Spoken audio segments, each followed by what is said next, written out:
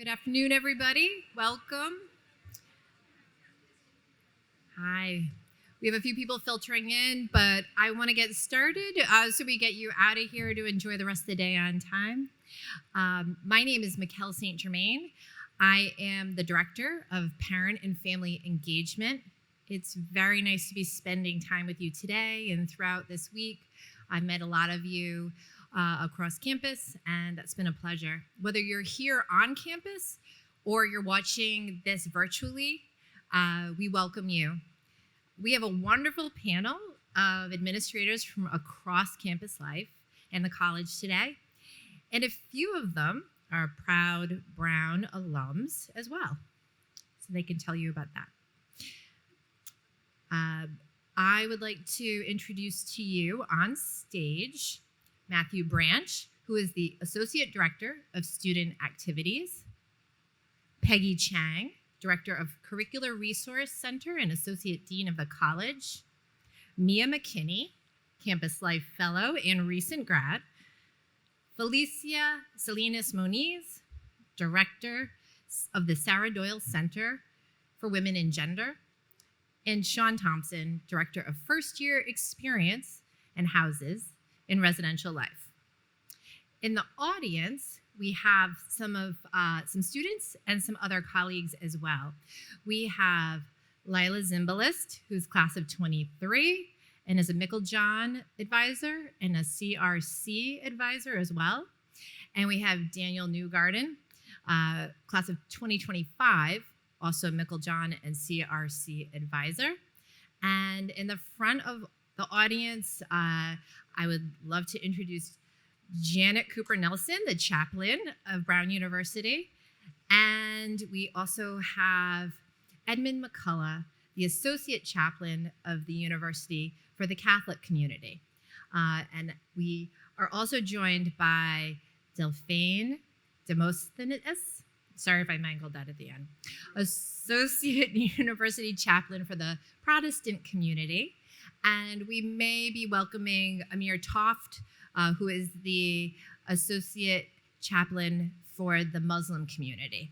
And after this session is over, feel free to introduce yourselves, and they will be here for questions if you have them. So before we get started, I'd like to take a poll, old school style, just with raised hands. You don't have to use your phone or anything like that. And while I'm doing this poll, I ask you to look around the audience so you can see the responses of your fellow families and parents. So raise your hand if you've just dropped off your first child who's gone to college. All right. Great. And you can put your hands down. Now, anybody here who's dropping off their last child? All right. So that's a different set of emotions, right? And then raise your hand if this was a child in the middle of your group. We've got a few of those as well. All right. Now raise your hand if your student is an international student. Great. Welcome, and thank you for coming a far way to join us on campus. Now, raise your hand if your student is a transfer student coming from another university. All right, we've got one of those, a couple, right? Welcome. So now that we have a sense of who's with us today, I'd like to tell you a little bit about me and my department. My department, the Department of Parent and Family Engagement, was created as a support to parents and families, all parents and families, to ensure that they have up-to-date information and that they know where to turn for information, and to provide opportunities of engagement like this and Family Weekend and the webinars that we hope you tune into, and to foster a sense of community among parents and families.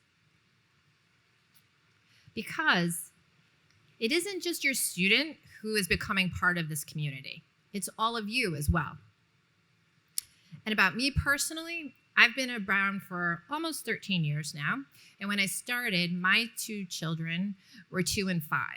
Now they're 15 and 17. So if you do the math, I'm kind of in a similar transition period as all of you. They grew up visiting me here at Brown University, running around the green, meeting my colleagues, and attending events.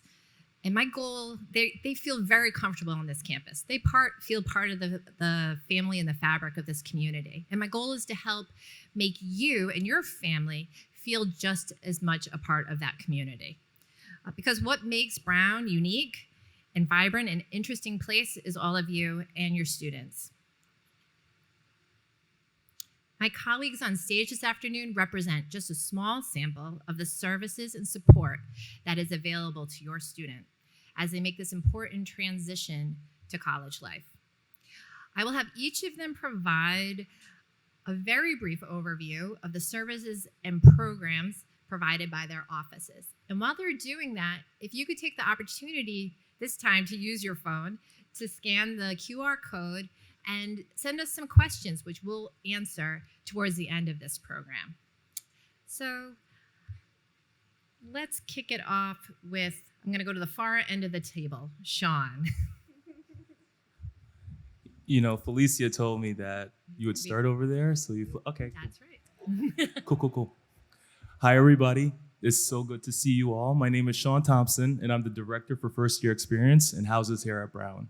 I use the he series for my pronouns, and I am here to represent the Office of Residential Life, First Year Experience, and Orientation. I've been here at Brown for approximately 2 years, and if y'all could do the math, that means I was here March 2020, that fateful month, and I started virtually at the Brown community. A rough experience, I must say, to connect with my colleagues over the Zoom, over meetings, but all at home while we were all trying to get our students safely back in their hometowns and home countries. Under my portfolio, I supervised the 11 first-year buildings on campus, so I was greeting most of you yesterday during move-in. It's good to see you back another day. We have about 105 community coordinators that I supervise that are upper division students that provide navigation and counseling for your students in the residence halls. I'm also in charge of the 80 Bruno leaders that help the students navigate through the orientation experience as well. I do a lot of stuff, but it's a lot of fun, and I'm really happy to be here to support you, and I'm here for any questions that you might have. Nice to meet you all.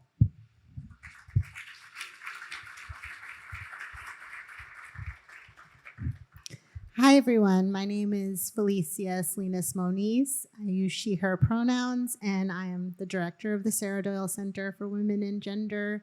I have been at Brown as a staff person for 11 years, but I actually started as a graduate student. I received my PhD in American Studies, so I've had a lot of time to work with students here on campus, to be involved in the center that I now direct. I was formerly the graduate student coordinator there, and really our center is dedicated to gender in all its many intersections, and we are one of 6 centers that are dedicated to supporting students across identities and experiences. So some of the other student centers that I work with are my colleagues at the Brown Center for Students of Color, the LGBTQ Center, the Undocumented First Generation and Low Income Student Center, the Global Brown Center for International Students, and the Office of Military Affiliated Students. So we like to call ourselves affectionately the cousin centers because we all work with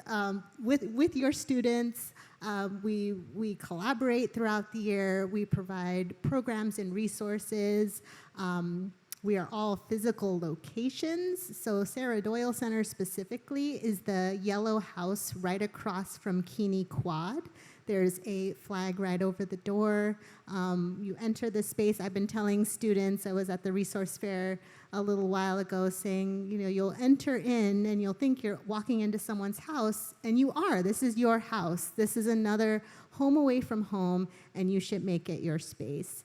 Some of the resources that we offer at Sarah Doyle are a library. We have a library with over 4,000 women's and gender studies texts. We have an art gallery, community garden, and really just a lot of cozy, comfortable meeting space for people to gather.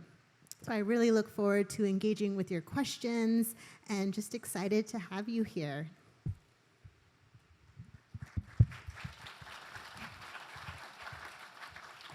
Hi, my name's Mia McKinney. I use she, her pronouns, and I am the Campus Life Fellow, but I'm also a member of the class of 2022, so I just graduated this past May with a degree in Africana Studies. Thank you. As the Campus Life Fellow, I work in the office of the Vice President of Campus Life, and I get to advise and support the senior staff of Campus Life on everything that is student-facing here at Brown. One of my primary responsibilities is facilitating the Campus Life Student Advisory Board, which is a board of students from across the student body with varying backgrounds, interests in academic and extracurricular activities, and they get the opportunity to provide feedback and support to the senior leaders in the Division of Campus Life. And we will soon be recruiting first-year students, so if that seems like something that your student might be interested in, let them know about that opportunity to keep a lookout. But I think today I can also offer you all the perspective of a recent graduate and a student here at Brown, and I look forward to listening and hearing your questions, and hopefully I can answer some of them from my experiences and perspectives as a recent graduate.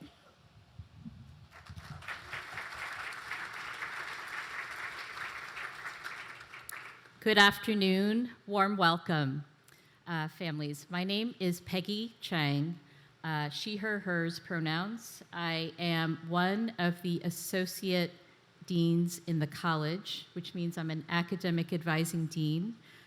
We steward several academic advising programs and policies and services. I'm also, my other big hat is I'm the director of a place called the Curricular Resource Center for Peer Advising. I am joined by two of the peer advisors, Daniel and Lila. The Curricular Resource Center was founded by students who wanted a better advising space or an effective, robust advising space in light of all the choices that students make in an open curriculum.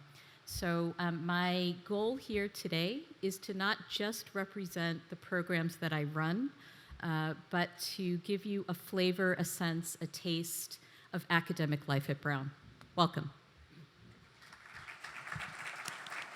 Hi, everyone. My name is Matt Branch, he, him, his. I'm the Associate Director for Student Activities. And the Student Activities Office works with and supports almost 500 student groups on campus. So one thing that's really exciting about the work that we do is we work with all sorts of students who have all sorts of interests, and all of my fabulous peers here on the dais at the table, and also out in the audience as well. So we work really closely with organizations like our student government, our UCS, which is our Undergraduate Council of Students, which recognizes new student groups and oversees their procedures and processes, our Undergraduate Finance Board, which allocates the money which you and your students have contributed as part of your student activities fee, and then Class Coordinating Board, which is responsible for doing events for each class year.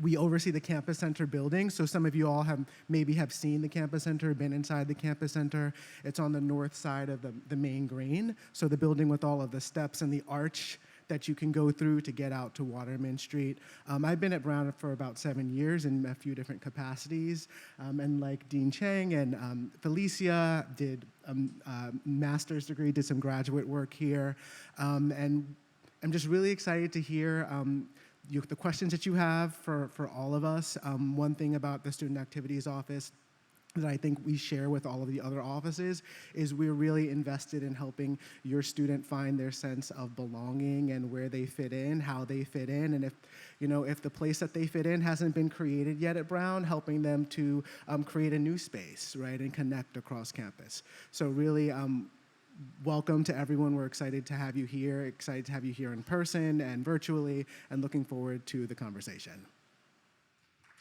Thank you all. Thank you. And I think this gives you a nice glimpse of the collaboration that takes place on campus and within campus life and with the college. We all come together in supporting these transitions. Now, we received a lot of questions in advance of this session. What I've done, though, is share that with the panelists and then ask them for what the most important nugget of information they can give you with their many years of experience on this campus. So this is really their distilled best tips for how to manage these transitions over the next few weeks and their journey through their adventure at Brown. I'm going to start with Sean. I'm going to go back to you. You had the most time to rest so far. So I think transition is really, really important and sometimes gets overlooked. And I think our staff members here really want to hone in on that transition from high school to college. They don't just come to move in and become a college student just like that. Transition also happens for an entire year for our work. When navigating that, we understand that your students might change a little bit. You are in charge of their diet, their schedule, when they woke up, when they went to bed, and now they have to do that themselves. So you might engage with them a little bit differently. You might, see some disengagement or might see a lot of engagement, right? Some of your students are like, oh my gosh, they'll talk to you every single day. And then some you won't even hear from until December. And that's normal. It's gonna happen. So my biggest nugget is to really have a schedule of time where you can connect with them. A phone call every 3 days or every Sunday, a video chat, things like that. And if they're unresponsive, then I think sending them a little text message with a Venmo or a Cash App, it will, really spark their interest. But you also have to understand that they might be really gabby, or you might ask them a question, they'll respond with, oh, whatever, okay, whatever. And that's okay. But I think if you have this schedule of time with them, if you ask really thoughtful, open-ended questions where it's not just one word, that you get a full sentence, I think that goes a long way in you becoming a part of their world here at Brown. I would also say that plan ahead. You know that Thanksgiving is 2 months away. You know that family and Parents and Family Weekend is next month. You know that the holidays are coming. Book the plane tickets, book the planes, do all that, work so that they can understand and see some light at the end of the tunnel, because they'll get really centered in on their work, but you want to give them hope to come back home too, so you can connect with them. So that's my biggest nugget. Thanks for letting me share.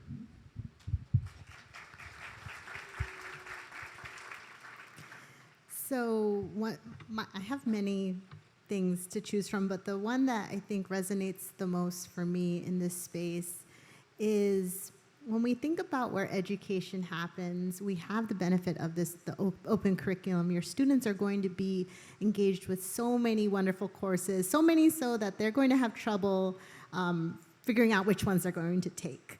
And often there's this fear of missing out, that, well, I need to take, I'm not going to be able to take the subjects that I want, or there's just too many great options.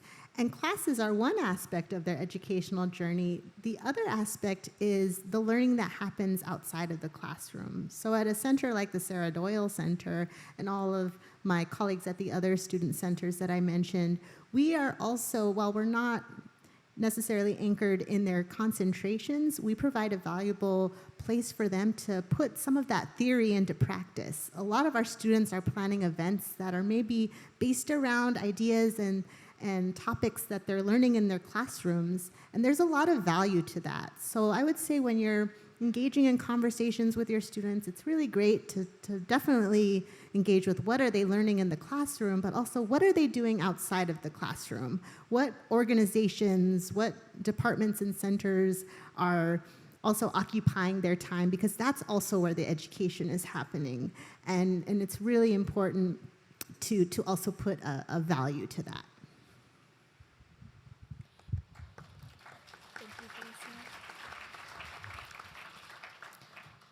One thing that I would say as a recent graduate, and one thing that I think is a huge struggle, or can be, for students, is figuring out how to navigate all of their newfound free time.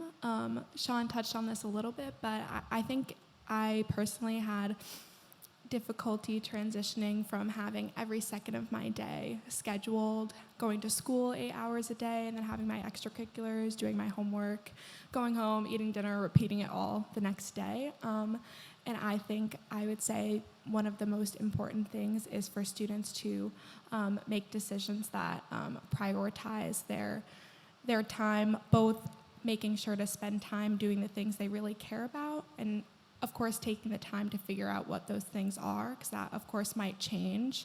I found throughout my time at Brown that the thing that people come in really excited about isn't always what they leave being really excited about. So I think leaving room and time to figure out what it is that they want to dedicate their time to, and then making sure to reserve some of their time to take care of themselves and do those practices of self-care that are so important. And I've found that it's easy to let those types of practices go to the wayside when it's so exciting that we can you have all the opportunities in the world to do the things that you want to do, especially because at Brown I think there's a lot of opportunities that you don't have in high school.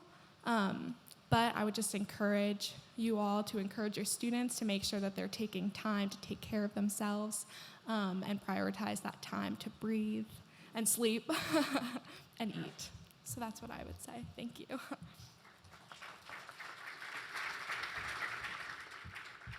Hi again, I'm Peggy Chang. I want to build off of what Sean, Felicia, and Mia just shared, and I'm going to switch it up a little bit from our rehearsal and share a quick anecdote from the parent reception yesterday. One of the last conversations I had while walking out was with a father and the eldest daughter, and her younger sister had just moved in, is attending Brown. And so I said, hello, so what is your daughter, what is your sister interested in? And they said, well, she's good at everything. It's like, that's great. And what does she really love? And they're like, well, she likes biology, but she's very undecided. It's like, okay.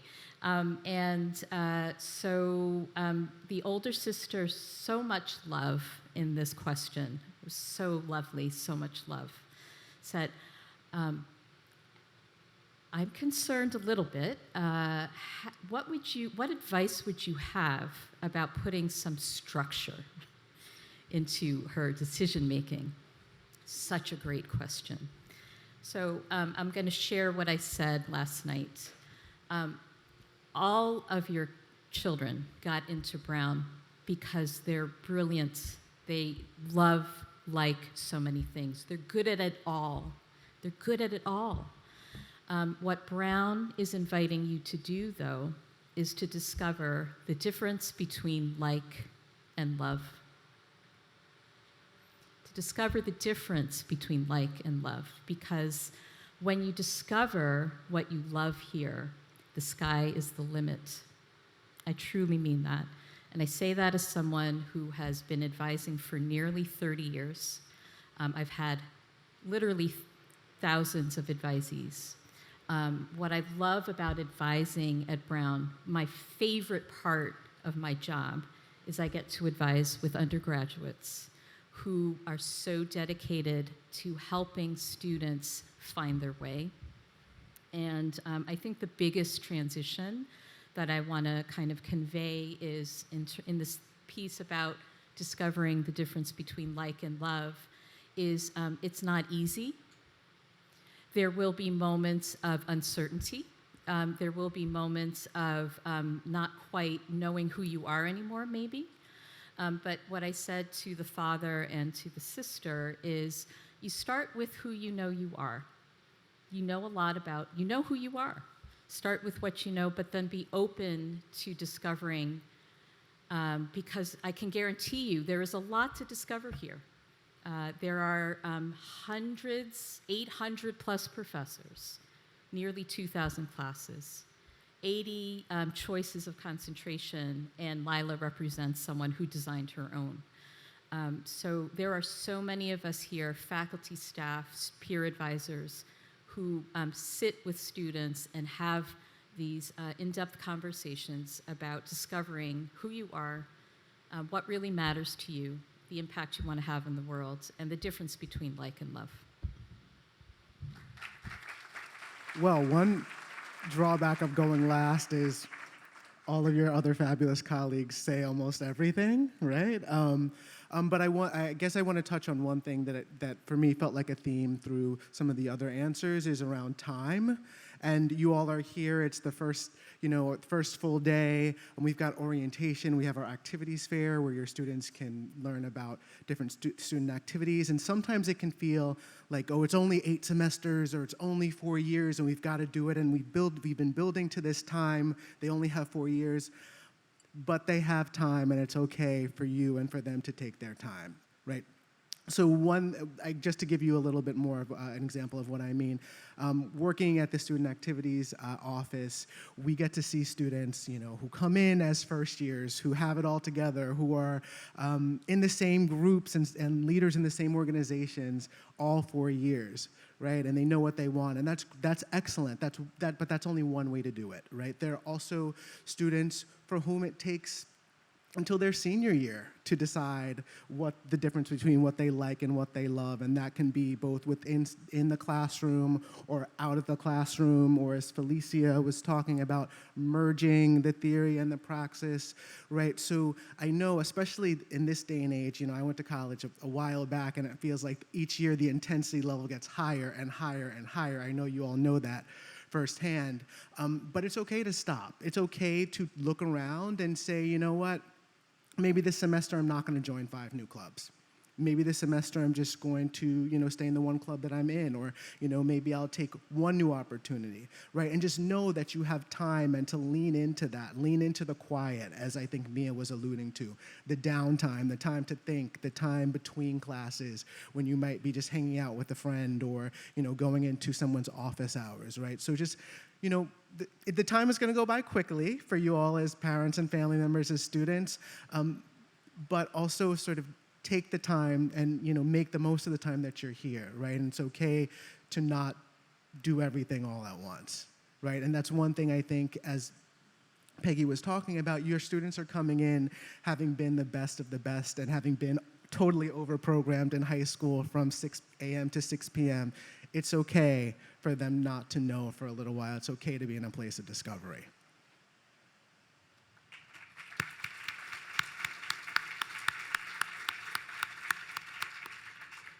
Thank you. A lot of great tips right there. Good wisdom. Matt, I want to stay with you with one of the questions from the audience. And just a reminder, please feel free to continue to submit questions. One of the questions is about the class events that take place and and I think, Sean, you might be able to chime in on this as well. What's the difference between a first-year event and the different years as they go through? Yeah, that's Test. Okay, it's on. That's a great question. So our class coordinating board, our 4 programming boards. Currently, we have the sophomore, the junior, and the senior boards. The first-year board is not elected because your students haven't started yet. But each of those class years is charged with creating events at least once a month for their specific class, right? And those things can look, there's some things that we do every year.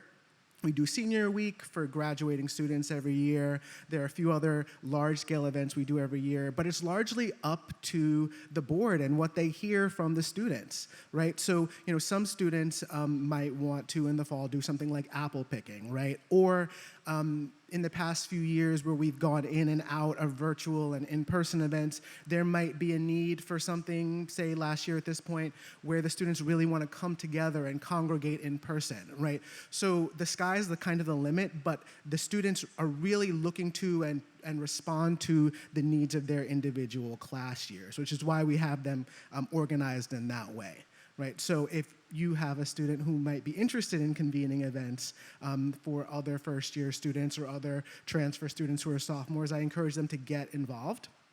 And we'll help them in terms of maybe, letting you know what happened last year, the year before, but it's up to them. One thing that's really exciting about being at Brown is that there are resources here to do what they want to do, right? So things can be off campus, things can be on campus. Sometimes we have overnight events, right? So if they can dream it, they can do it for the most part here. So did that answer the question? You did. Okay. Yeah, thank you. All right, my next question is for Peggy. We did have a question about the grading system. Would you like to weigh in on grading system a little bit? Sure, the grading system. Yeah. Yes, Brown has, tied to the open curriculum is a philosophy of learning. So it's not just we don't have distribution requirements and you can take anything you want. It's not really, that's not our philosophy really. Our philosophy is we want students to center learning. We want students to center discovery. And we want, and this is very hard, right? Because every single one of the students here is very focused on grades in order to get into Brown. Absolutely, right? Believe it or not, students who take most of their classes SNC, satisfactory no credit, students who get Cs, get into top programs, top jobs. I can tell you because I've seen it. So we don't calculate GPA, grade point average. We don't have a dean's list. We don't rank students. We, in a sense, with our grading system, are de-emphasizing competition, de-emphasizing putting front and center doing well in the class. We are trying to center learning. We're trying to center taking a risk and doing something differently. So that is not to say that grades don't matter at all. That's not what we're saying. But the advisors in the different departments, the concentration advisors, the faculty, a whole bunch of us do advising for graduate programs. I just had a meeting today with an independent concentrator who's doing a fabulous concentration, multidisciplinary arts performance one, and is applying to graduate school, PhD programs, the top ones in the country. Doesn't have a perfect record, did some courses, SNC, but is being encouraged by their faculty that they are top candidates at these programs. So, but this is again, I totally get it. This is different because students came from a different mindset, and we're introducing a new mindset. And this is where, though, conversations with peer advisors and staff, faculty advisors is important. I'd love to introduce Lila and Daniel on this question on grades and how you've made those decisions. That'd be awesome, like the real deal. Tell us. Can you hear me if I talk loud? Why don't you come up?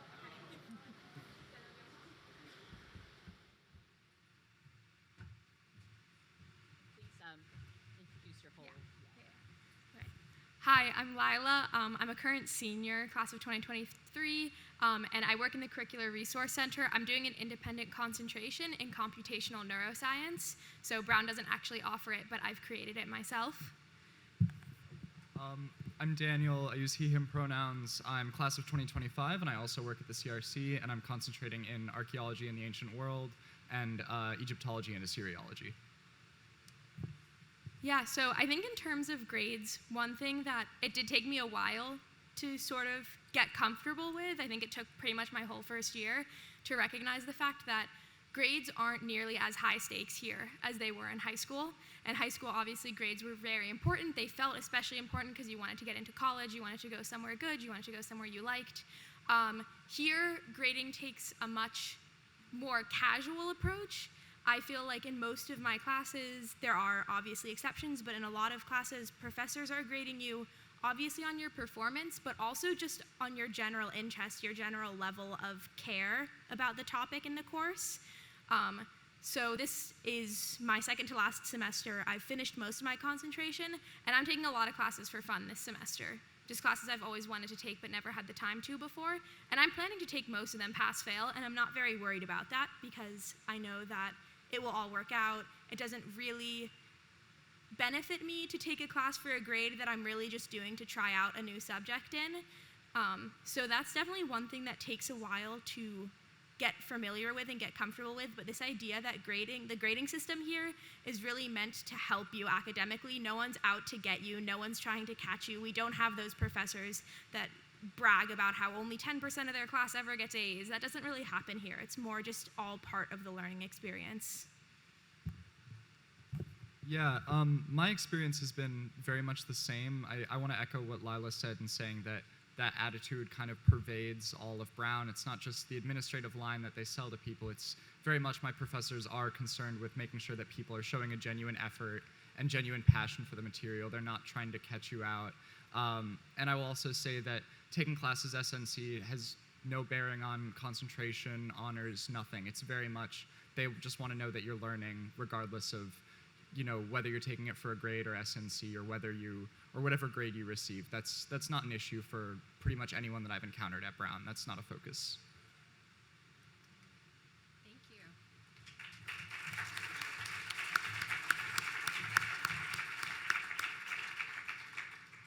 Okay, I'm going to move a little bit to the social and emotional transitions that students go through. One of the questions that we had come in was about warning signs. I think, Sean, this might be good for you to talk about what are the things that we should be looking for that might be concerning, and then how do you approach that as a parent? Really great question. So we've done a lot of research and we've done a lot of surveying of our previous first-year students. So we have a really good understanding throughout the year of what they'll be feeling, what they're going through, and what will impact them. I'll give you a really good example. Research shows the first 6 weeks of a semester is make or break it. That is when we'll know whether your student likes it here or wants to come back home. If you look at the calendar, 6 weeks is Indigenous Peoples Weekend, our first long weekend. So that's when you will find out if your student likes it here or wants to stay home. So we've done a lot of work those first 6 weeks to make sure that they get connected to at least somebody on campus, whether it's their roommate, whether there's community coordinator, whether it's their Mickle John, whether it's an area coordinator, one of our professional staff members that lives in the residence with them, just to get a better understanding of who they are as a person. Are they a morning person? Do they like to study? Do they like to travel? Do they like to go out? And then we craft engagements and activities around their interests and their passions in the residence halls, and have a really good collaboration with all of our colleagues here on the stage. So we get to figure out, oh, they're not going to class. So Peggy reaches out to one of us and says, you know, so-and-so, Mary is not coming to class right now. Do you mind doing a wellness check for her? We'd be happy to.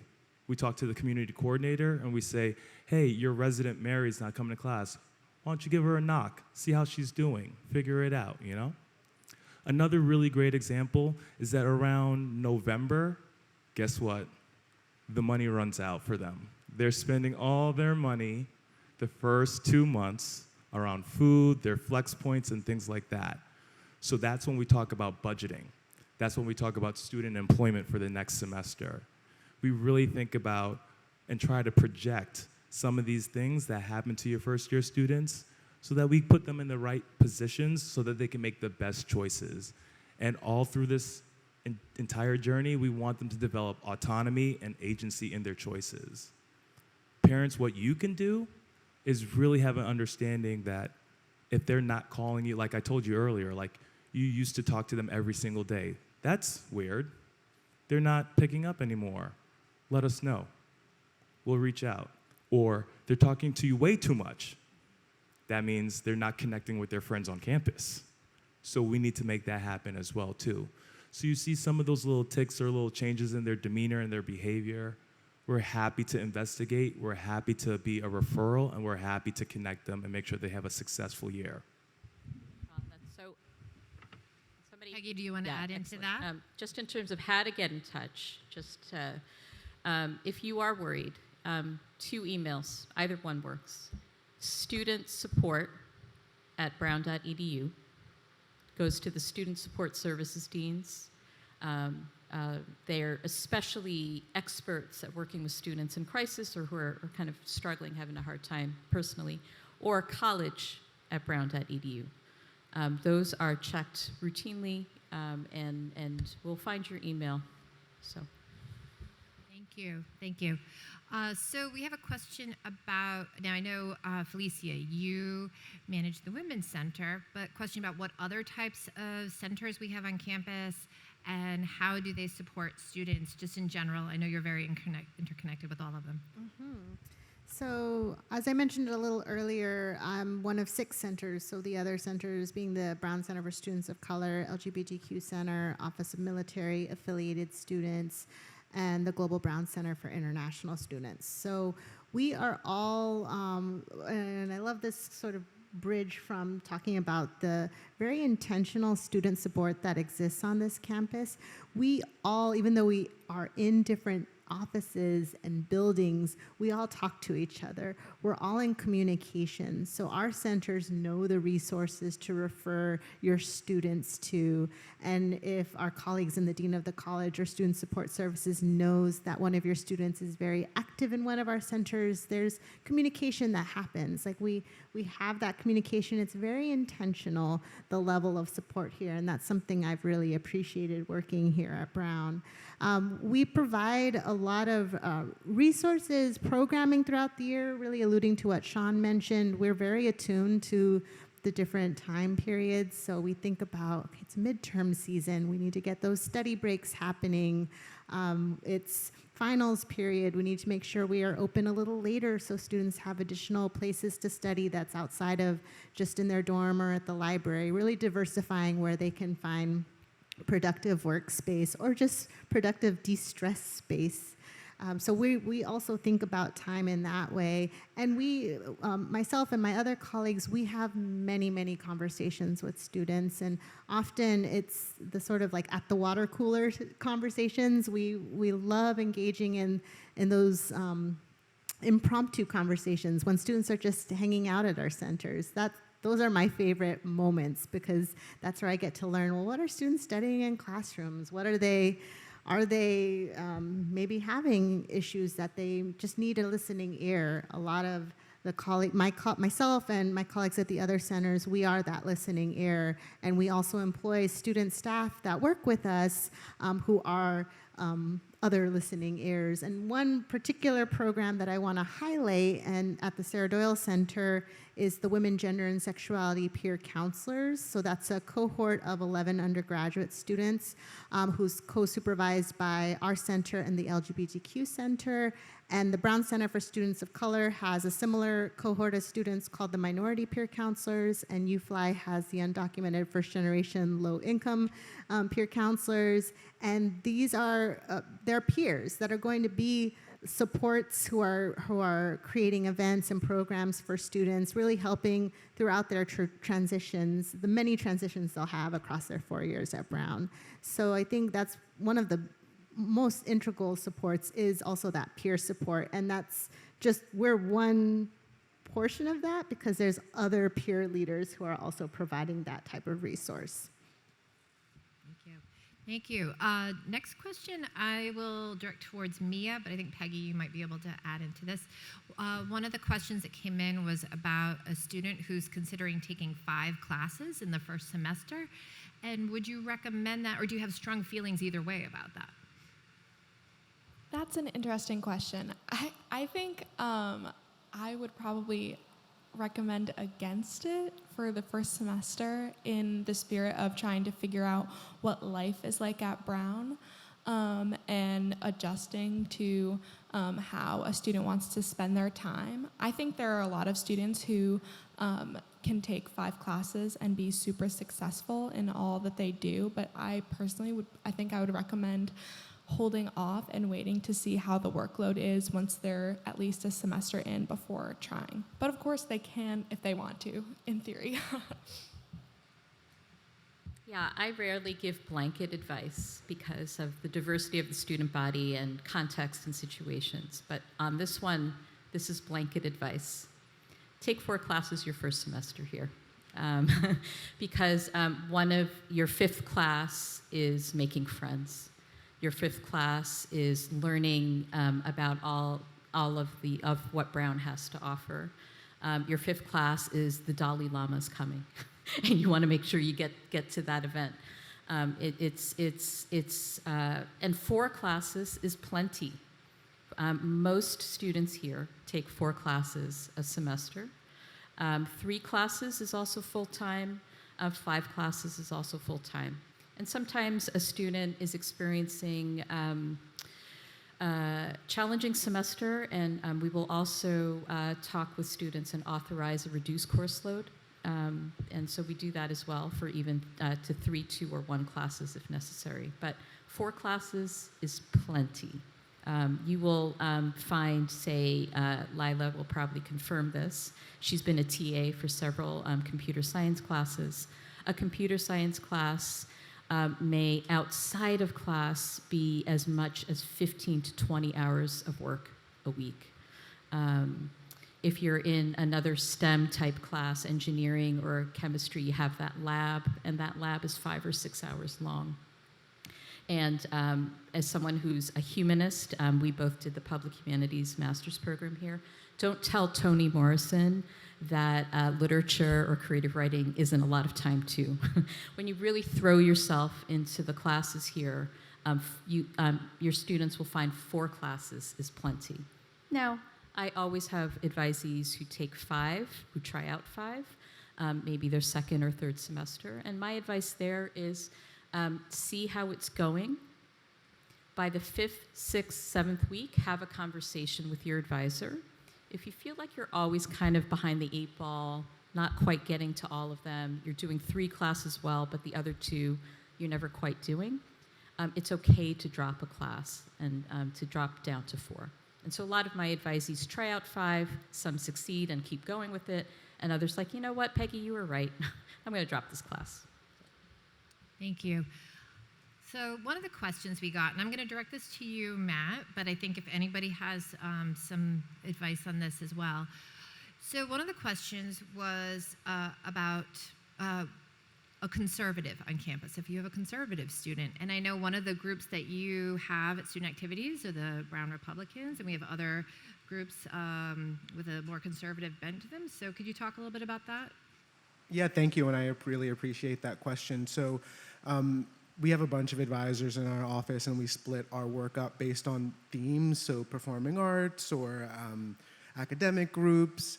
And so I actually work with all the political groups on campus, so I do advise, the Brown Republicans, the Brown Democrats, and, part of my personal and professional philosophy is that everybody has a place at Brown, right? And making sure that every student has their ability to bring the speaker that they want to bring, engage that they want in the way that they want to engage, right? Always, and we try and encourage students to do this always in a respectful way, respecting other students' identities and their lived experience, right? But part of our job, in not only in the Student Activities Office, but throughout campus, is to make sure that there is space for everyone, right? So I meet with almost all of the political groups at the beginning of every year to go over, the guidelines, right? Because one thing about politics is everything doesn't always work coming to campus, right? If someone's running for office, they can't particularly,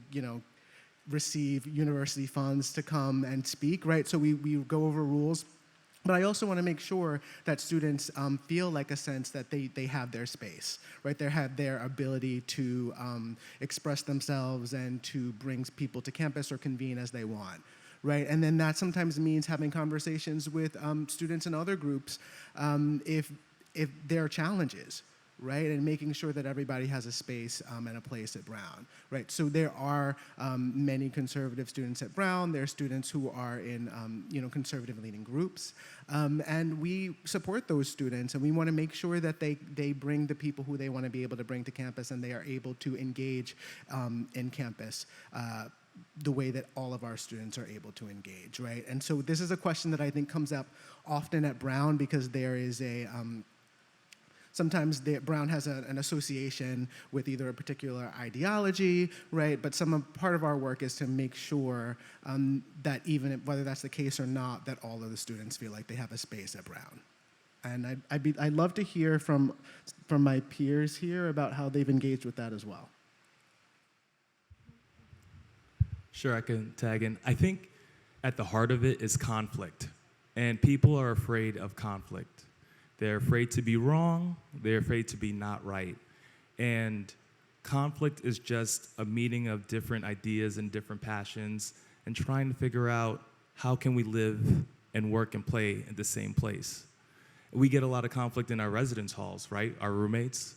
Some of your students have only had a single room, right? How many's had a single room at home? Their son or daughter has had a single room, right? And now they're gonna have another roommate, or maybe two, and we have to figure out how we can live, work, and play together. And we shouldn't run away from conflict, we should embrace conflict. Because if we're at two ends, we're always gonna stay here. But if we engage in meaningful conflict and respect each other, we'll both move forward together. And that's what I think Brown is all about, moving forward together. And we're here to teach them how to do that, and this is where they can practice, where the risk isn't so high.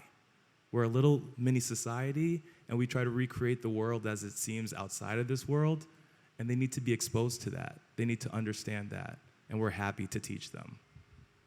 Anybody else want to weigh in on that? No, we're good. That was covered very nicely. So this question's a little bit lighter, and I can take that one. We had a question about Family Weekend and what that's all about and what you can expect. This is an event that's very near and dear to my heart. I've been planning it for years, so I'll tell you, first off, one thing to know is that it does change every year. It's not a set date. This year is October 21st through the 23rd. The dates for next year, for 2023, are already on the website. So if you want to make your plans ahead of time, you can. I don't remember exactly those dates, but they're up there. And we're working on dates for 2024 as well. Unlike commencement, which I'll give you a little tip, is always the Sunday of Memorial Day weekend. So you can figure out what that's going to be in 2026. That's when you'll be back here. Family Weekend. Usually we kick it off right around mid-afternoon because we know people are traveling from work and other places on Friday. So most of the core events start Friday afternoon through Friday evening. It's a wonderful mix of large events like this. We were having keynote speeches, academic forums, and things of that nature. And then we also have a lot of student activities groups that Matt manages. We have a wonderful a cappella community at Brown, and there's all sorts of performances by them, as well as the different centers and organizations on campus that are opening their doors to everyone. So it really is a campus-wide initiative. And one of the really exciting things this year is on Saturday night, Brown is sponsoring a water fire in downtown Providence. If you've never seen water fire, you've probably heard the word a million times since you've been here. I encourage you all to take a look. And that's my nugget of information, really, is to get beyond the Brown campus and enjoy Providence and Rhode Island beyond here. I meet a lot of students who, in their fourth year, they're asking me, what should I see in Rhode Island? And I said, well, what have you seen for the past 4 years? So I do encourage people to look beyond. It's a wonderful community here beyond the campus as well. And so Family Weekend will continue all the way through Saturday and up through Saturday night, where we'll cap it off with water fire. And then Sunday is typically pretty quiet. Some of our colleagues in the chaplain's office host some events typically. I don't know if they'll do it this year, but we will have some services Sunday morning. But it's usually a very low-key day where we allow you to spend time with your students. One thing to note is that if you don't have the ability to come back here, that's okay. One thing COVID has allowed us to do is really learn our virtual tools, and we will be presenting some things virtually. We've been trying to record as much as possible and have that available for you. And then our colleagues in the UFly Center that Felicia had mentioned, they always are, and not just them, but the Global Brown Center as well, they're considering those students who may be on their own that weekend and planning alternate activities for them as well. So if you can't make it this year, that's fine. Look towards the calendar and maybe another year. So that's my family weekend question, and we're getting close to the end. So I think I will do just a quick lightning round with all of you to give me your closing thought, and then we will wrap it up. And I'll give you a little bit of more information. We're going to have a treat for you in just a bit, and I'll tell you after we get their closing thoughts. Nat, we're going to start with you this time. Give Sean a break. That was a shock. One thing, I've just been thinking about all of the things that others have said. One thing that's really exciting about Brown is this combination of sort of like academic passion and outside of the classroom passion. And one plug I want to say about our office and so many of the other offices is that sometimes the things that the students end up doing for their career aren't the things that they end up doing for their concentration. So we have, for example, Ivy Film Festival, which is the largest student-run film festival in the world. Many of the students who we see come back after they graduate are working in the film industry, and they didn't concentrate in that, right? So there are opportunities here at Brown in every corner for those who seek those, and there's not only one way at Brown. So I just encourage you and encourage your students to just enjoy all that Brown has to offer, and know that their path might be a little bit different than the path that you might have set out for them, but that's going to be okay, because Brown is a great place, and we have an amazing set of students and staff and faculty who are here to support you. My closing thought is community, and there's so many things we could have shared, and we didn't have time, but Lila is the departmental undergraduate group Doug leader for the independent concentrators. Daniel is the Dig Doug leader for archaeology. Ha ha ha ha. Yuck yuck. Okay, never mind. So students are really passionate about building community, helping other students find community. Our colleagues in the chaplain's office have interfaith suppers. There's a Shabbat Friday Hillel dinner every Friday, I believe, still now back because we're beyond the height of COVID. There's so many places to find community. Learning is relational, and going back to what Sean said, we work really hard here to help students find community. I would like to leave you all with just a reiteration of my earlier point about encouraging your students to make sure that they take time to take care of themselves and to maintain their mental health, and make sure that they remember to prioritize their well-being, because sometimes we can feel pressure to, prioritize academics or the activities that we're a part of, but making sure that you're okay is also really important and important to remember throughout their time at Brown. My closing thought is, and this connects a little bit, Mikkel, with the water fire, that's so exciting, to really encourage your students to also engage with the greater Providence community, with all that Rhode Island also has to offer. I'm a California transplant, and I've lived in Rhode Island for 15 plus years at this point, and I still haven't seen everything. And it is the smallest state, but still jam-packed with so much to do. And I think even as you plan your visits with your students, like go in and take a tour of some of the sites that we have. First, I wanted to thank my esteemed colleagues. It's been an honor to be up there on the stage with you all, so this is great. I want to thank Mikkel for putting this together. It's an amazing family and parent weekend that we put together, the welcome, so thank you so much. It's been an honor to talk to all of you. But now that I have a captive audience, I want to share my grievances with you all. So, grievance number one, what really grinds my gears about your students, they're so nice. They were so grateful. They were so thoughtful. They are so happy to be here, and that love and that energy we've all been feeling these past couple of days. Grievance number two, there's too much to do here. So if they call you and say there's nothing to do, they're lying, okay? So now you know what they know, what we know, so now you know, okay? You're in the know. And grievance number three, this weather has been phenomenal, and let's try to keep it up. But Thank you all for being here so much. It's been awesome.